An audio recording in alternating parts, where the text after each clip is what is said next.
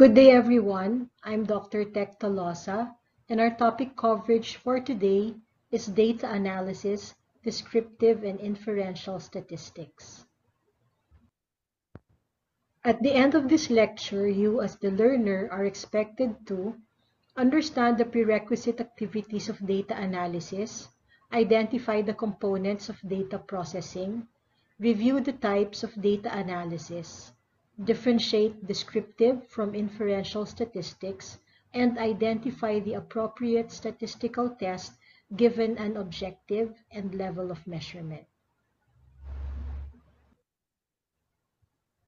Before the data can be analyzed, data processing is a necessary step. So data that you gathered in the data collection tool or instrument, also known as the questionnaire, must be in a form that allows for statistical analysis. And data processing entails the following: editing, coding, and computing. Data editing is a preliminary step in data analysis, wherein the responses in the data collection tool are inspected, corrected, and pre-coded according to a set of rules that have been defined beforehand. This is done primarily to correct errors, to complete responses, to clarify responses that may be vague or contradictory, and also to check data entries and reduce non-response. It's also done to prepare the data for coding. So in general, data editing is done to impose a certain standard on the data quality. In larger studies, this can be done as a field edit or central edit, but for the purposes of our discussion and talk today, we'd like to keep it down at the level of the research that you're going to propose during this course. But suffice it to say that in field edits, what the researchers do is that as soon as the data is gathered, verification is conducted on site for vague and incomplete responses. Then central edit is done in what is identified as the central office or the central repository of activities, where again, entries or answers are checked for correctness. So in checking the data, there should be noted completeness, consistency of responses, comprehensibility, legibility, accuracy, and uniformity. But I'd like to take note that there's a certain small issue of ethical consideration here, because when we write our informed consent form, we usually tell our respondents in writing that they are free to answer or refuse to answer the questions that they do not feel comfortable answering. And so there may be a certain balance to be had at this point where you'd want the data to be as correct as possible or as complete as possible, but not impinging on what we've given the participant as the right to refuse to answer any of the questions. Data coding is the process of grouping the answers to a question into categories and then assigning numbers or characters or symbols called codes. For example, the female sex at birth may be coded as 0 and the male 1. Oftentimes, the 0 is used to designate the unexposed or the reference status. Now, there are some entries that are coded as is. For example, the age, the participant code, or other information. Data coding simplifies the recording of information and groups the responses into meaningful categories. On a practical level, it facilitates data management and encoding and allows a form that's compatible with data analysis using computer software. The steps in coding include the following: pre-coding, development of the coding manual, actual coding of responses, and post-coding. When being taught data coding, we are often reminded that When we construct the code, the objectives and the question in the analysis should be considered, and that the coding manual should not be more detailed than necessary. But it is of utmost importance that the codes must be exhaustive, meaning they should include all possible entries, and they should be mutually exclusive, meaning there's only one possible answer that can be given per question. One perfect example of exhaustive is, let's say, a question that tries to ask, do you have any medical conditions that have been diagnosed? And then oftentimes as researchers, we put in the most common diseases, the most prevalent ones. So we put hypertension, heart disease, diabetes mellitus, then down the line. Now you're not sure if the choices that you give or that you gave include the diseases of the respondent. So to be sure, you have to put in an option that says others and then leaves a blank, so that just in case you didn't get to ask or provide as a choice the patient's condition, he still has a chance or an opportunity to write it down so that data processing can take it into consideration and all the choices would be complete. The last step in data processing is data computing, and this involves the conversion of the units of measurement as answered by the respondents to the unit of measurement specified for the variables of interest as put forth in the study protocol. For example, in response to your question, the participant replied with the number of cigarette sticks that he smokes per day, and also with the number of years that he has been smoking.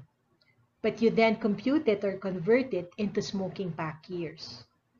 Another example would be the participant in response to you gives his weight and height, and you compute it and convert it into BMI, which is the actual variable of interest that you as the researcher are interested in.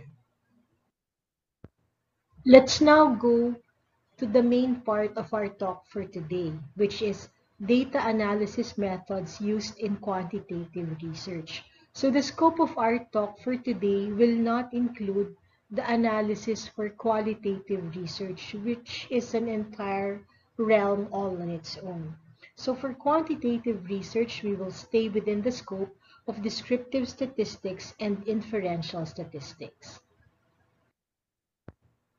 Crossing over the study design diagram with the analysis that we just saw, descriptive statistics and inferential statistics, would it be safe to say that you do descriptive statistics for descriptive studies and you do inferential statistics for analytical studies?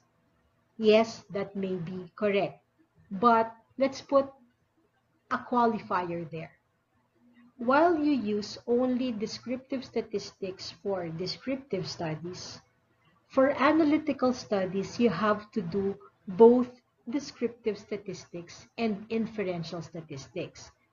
Because when you think about it, before you go deep into the analytical part of it, you must somehow still describe your population. You have to give their social demographic characteristics, or if it's a clinical study, their clinical and laboratory measurements. So there's a certain component of descriptive statistics there because you'll have to give the averages of certain measurements or proportions of certain outcomes. So for descriptive studies, yes, descriptive stats only, but for analytical, you do descriptive statistics and the higher level inferential statistics. So I hope that's clear. We see on this slide the differences in scope of descriptive analysis and inferential analysis. Under descriptive analysis, we have tables, graphs, summarizing figures, qualitative measures and quantitative measures. For qualitative measures, we have the measures of frequency and location. For quantitative measures, we have the measures of central tendency and dispersion. On the other side, for inferential analysis, we have estimation, under which we will learn two things: point estimate and interval estimate. And then also we will look into hypothesis testing, the most common of which are for mean and for proportion. Let's begin with the side of descriptive analysis. Because there will be a separate lecture for data presentation, we will not go into tables and graphs for this talk. So we will go straight into the qualitative measures and quantitative measures under descriptive analysis. Descriptive statistics often represent the first level of analysis of the data. So the uses would be to summarize data, to find patterns, and simply describe the data. We do not explain the reason behind the numbers or look for relationships. For qualitative or categorical data, we have measures of frequency, which basically are counts.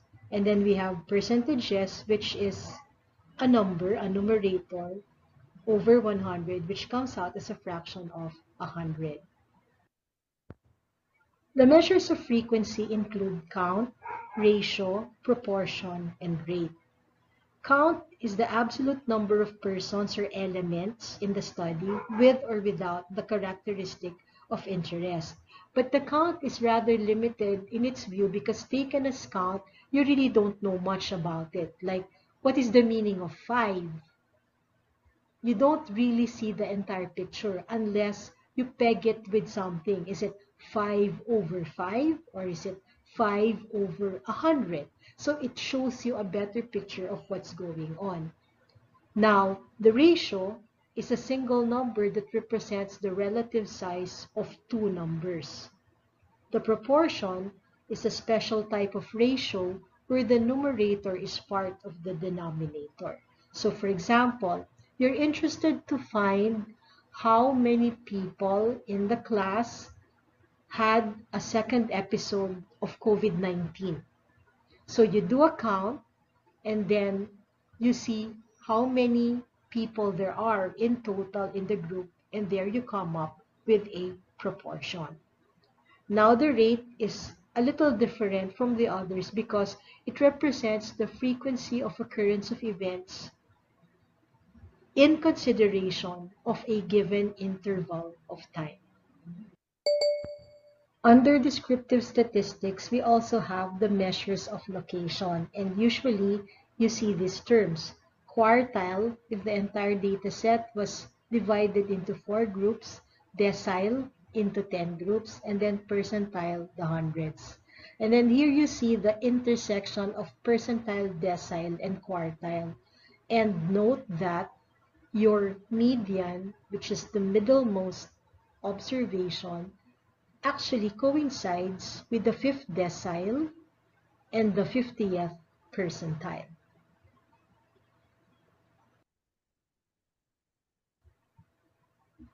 For quantitative or numerical data, we go now into measures of central tendency and the measures of dispersion. So you're already familiar with these terms. This will serve as some sort of review. The mean represents the average. This is the sum of all observations divided by the total number of observations. The median is the middlemost observation if n is odd. But if n is even, this is the mean of the two middlemost observations. And the mode is the most frequently occurring value in a set of observations. If you look at this diagram, you will see that in asymmetric distribution, the mean, median, and mode are all located in the center of the x-axis and they all coincide. In a skewed distribution, however, the mean, median, and mode are not located together. Then we go into the measures of dispersion, the spread of the data. So the range represents the highest minus the lowest observation. and it usually is used to catch the outliers in the group of observation. The variance is the average of the squared deviations of the individual observations from the mean, and the standard deviation is the square root of the variance. So the standard deviation usually is partnered with the mean. So when you report the mean, you often give it with the standard deviation. Which brings us to the next measure of dispersion, which is the interquartile range. The interquartile range refers to, let's say, the 4 quartiles with 50% being in the middle. So the interquartile range, or IQR, refers to the spread of the middle half of the measurements, basically from Q1 to Q3. And while the mean is partnered with the standard deviation, the interquartile range is partnered with the median.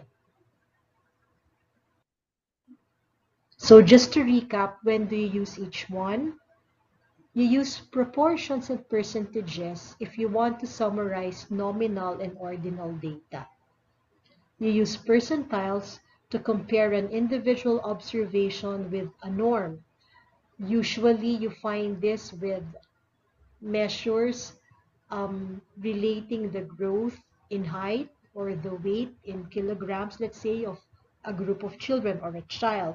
Or you see the performance for some government exam and you're compared to percentiles. You use the median for ordinal data or skewed numerical data. You use the range with numerical data when you'd like to see the extreme values, the ends. The standard deviation, as we said, is often used in tandem with the mean, and the interquartile range, which is used to describe the central 50% of a distribution, is commonly used or partnered with the median. When the spread or the type of distribution of a data set is normal, you usually employ the arithmetic mean partnered with the standard deviation. When the distribution is asymmetrical or skewed, you use the median with the interquartile range. And then for the last one, which personally I have not used, for exponential or logarithmic distributions, you use the geometric mean partnered with the geometric standard. So we go now to the side of inferential analysis, the components of which we mentioned earlier. Inferential statistics is hinged upon statistical inference, which is the act of generalizing from a sample to a population with a calculated degree of certainty. For example, we have a population. It's large. We want to learn about the population parameters, but we cannot study that entire population. So we take a little part of it, the sample, and it's the one that we study. So using statistics calculated in the sample, we try to see if these are applicable or generalizable to the larger population. And this is where we make our statistical inference. On the following slide, we will see examples of research objectives that will require inferential statistics. So let's go through these objectives one by one. To determine the mean vitamin D level of Filipino children living in rural areas. To determine the proportion of Filipino children living in rural areas who have normal vitamin D level. To determine whether the mean vitamin D level of Filipino children living in rural areas is within the recommended threshold. To compare the proportion of Filipino children with normal vitamin D level living in rural areas and living in urban areas. And to determine the correlation between vitamin D level and distance in kilometers from the town center. We said earlier that inferential statistics involves two parts, estimation and hypothesis testing. Estimation is the process by which a statistic computed for a random sample is used to approximate or estimate the corresponding parameter in the population. An estimation can be done for single mean, two means, single proportion, or two proportions. The first two objectives that we read earlier are underestimation.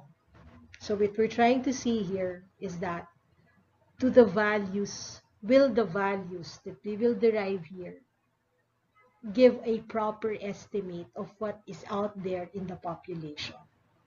So we will encounter two terms. The point estimate, which is a single numerical value that is used to approximate the population parameter, and an interval estimate, which consists of two numbers, a lower limit and an upper limit, which serve as the bounding values within which the parameter is expected to lie with a certain degree of confidence. Let's try estimation of a single mean. If you remember our sample objective from earlier, to determine the mean vitamin D level of Filipino children living in rural areas. So we'd like to get the point estimate of the population mean. But because we don't have our own value, we will use one from the literature for purposes of illustration. So from the study of Angeles Agdepa et al., they reported that the mean serum vitamin D level was 72.7 with a standard deviation of 0.67. That value which I read out, 72.7, is the point estimate. Because we cannot rely fully on that point estimate, we'd like to derive the interval estimate of that single mean. Now, the interval estimate is also known as the confidence interval. These are two numbers enclosed in parentheses and separated by a comma, identified by the level of confidence. For example, the 95 confidence interval being this number, the lower one, comma, and the higher number, which is the upper boundary, and then close parenthesis. So here you see the formula for computing for the confidence interval or the interval estimate. And then the deviate is given here, 1.96 for 95%, 2.58 for 99%, and 1.64 for 90%. Having shown you the formula and how to compute for it, I'd also like to share that there's an easier, more straightforward way of doing it, or perhaps a way of checking your answer. So there's this website, openepi.com, that you can visit. And on the left, you see its menu. And here, you see under continuous variables, you have that mean CI. That's the confidence interval. So if you'd like to use it, to derive the interval estimate of a single mean, you click it and this will appear, the confidence intervals for a sample mean. And you can put in new data. So you put in the sample mean, the sample standard deviation, which are given, and then you give the sample size 789. And then when you ask it to calculate, it will give you these values. So you see that based on the z-test, the lower limit is 72.65 and the upper limit is 72.74. So that's a very precise estimate. So how do they come together? What we said was the point estimate and the interval estimate. So the point estimate was 72.7 exactly. Now, the 95% confidence interval gives us these two numbers. What it means in the most simplistic way is that 95%, no? If you do this experiment 100 times, 95% of the time, you will get a value between 72.65 and 72.7467. So it may not always be 72.7, but you are 95% confident that the values will be within those two numbers. So that's how the point estimate and the interval estimate are meant to be interpreted and read out. So having said that, for single mean, this one shows us that you can also compute for the interval estimate of the difference between two means. Here is the formula, but we will not go into detail on this one. Let's look now into estimation of a single proportion. So please pardon me that I had to change the objective for purposes of illustration to conform with the article that we found. So the objective here reads, to determine the proportion of Filipino children with vitamin D deficiency or insufficiency. And again, borrowing the point estimate from this study, for our example, we found it to be 60.6. And that figure is again our point estimate.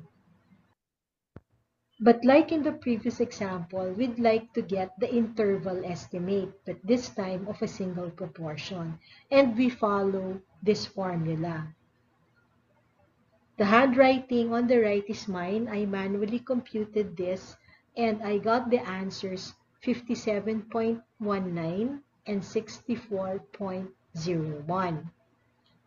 Having done that, I went to OpenEpi to run it by the website. And here you see the answers we got were 57.14 and 63.95. So there's very slight differences owing possibly to the rounding off of numbers. So again, what does it mean? Our point estimate is 60.6%, representing the proportion of Filipino children with vitamin D deficiency or insufficiency. But if we were to do this study 100 times, then 95% of the time, we will get a value or a proportion between 57.14 and 63.95. You see here that just like the mean or two means, you can also compute for the interval estimate of the difference between two proportions. So we've looked at single mean, two means, single proportion, and two proportions. So we will leave estimation for now.